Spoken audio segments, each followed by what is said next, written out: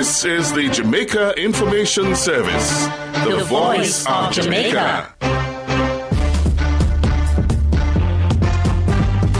You're inside Jamaica Magazine. Encouraging the information flow, sharing the news and views you need to know. We are building an informed Jamaica every day. Listening to what you say. Hi there, it's Thursday, November 12. Thanks so much for joining us on this edition of Jamaica Magazine. I'm your host, Samantha Allen. Coming up in today's news package, Health Ministry assumes direct management of the procurement procedures at the blood bank. Industry and Investment Minister says government committed to making Jamaica an international business center, and the GIS producing Book of Jamaican Short Stories to help foster cultural development. Later, Issues and Answers explores the major issues discussed at the recently concluded Hemispheric Conference in Agriculture, which was held at the Ritz-Carlton Hotel in Montego Bay. Stick around with the news in detail after this important message.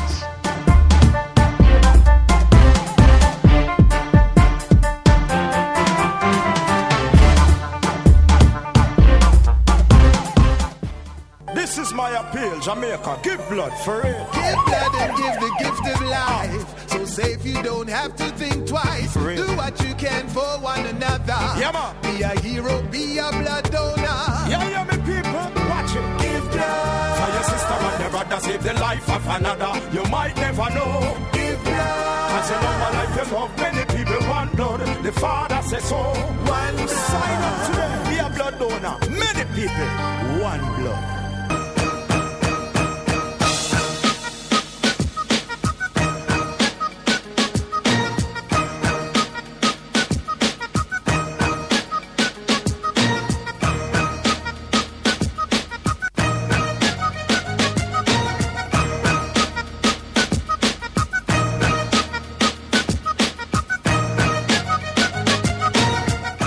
And now the news.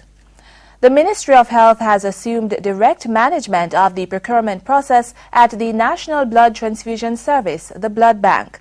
The decision follows a meeting with officials from the ministry and the blood bank yesterday and is in response to the reported shortage of blood bags at the facility.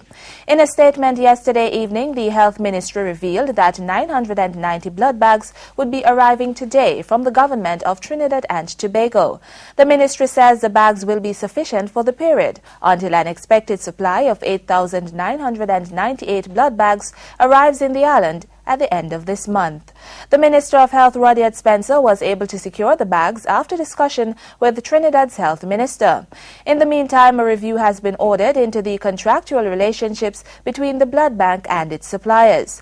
Immediate steps are to be taken to activate the inventory management system that was installed at the facility a year ago. This is to ensure that timely reports are made to the relevant persons before supplies are exhausted. Minister Spencer has also ordered an audit into the procurement and information management systems at the facility.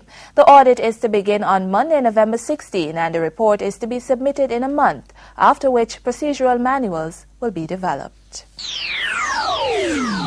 Prime Minister Bruce Golding is calling for positive community leadership to help restore law and order in the society.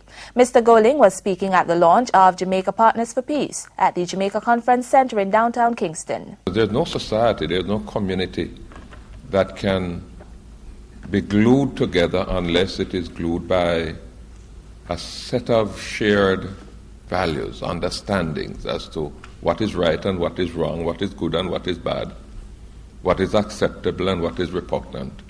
Because these are the things that then inform your behavior. The Prime Minister is also encouraging stakeholders working towards a peaceful society not to become frustrated. And we must be careful to gird ourselves against frustration, because the work that you are doing is frustrating work. You are going to be impatient, you are going to wonder why it is that you have been working so hard and the results that you had expected to see are not coming as fast as you want them to come. It's a process, you know. He adds that there is a need to evaluate social intervention programs that have been implemented to ensure that the correct path is being taken. The Jamaica Partners for Peace is an online knowledge network that connects practitioners and professionals working on peace-building programs so they can share knowledge and experiences to help solve problems. The initiative is a collaboration of the United Nations Country Team, the Government of Jamaica, international development partners, and civil society. The Jamaica Constabulary Force is extending its anti-corruption activities to more vigorously root out potential corrupt elements before they join the force. Assistant Commissioner of Police ACP Justin Felice says the anti-corruption branch is now working with the Training Academy to educate new recruits about ethical behavior.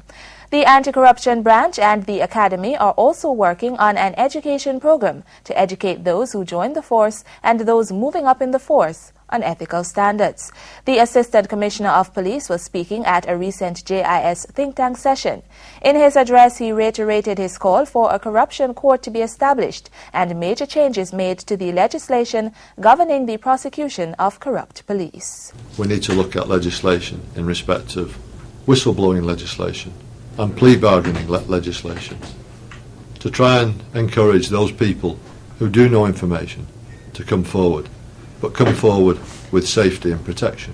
He says the legislation must also be amended so that the Commissioner can take swift action against officers who are unethical and not adhering to the standards of the JCF.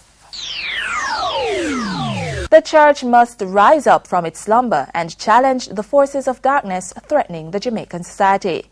That challenge came from former senior director at the Jamaica Library Service, the JLS, evangelist Patricia Cuff, in her message at the dedication service for the Jamaica Information Services corporate and operating plans.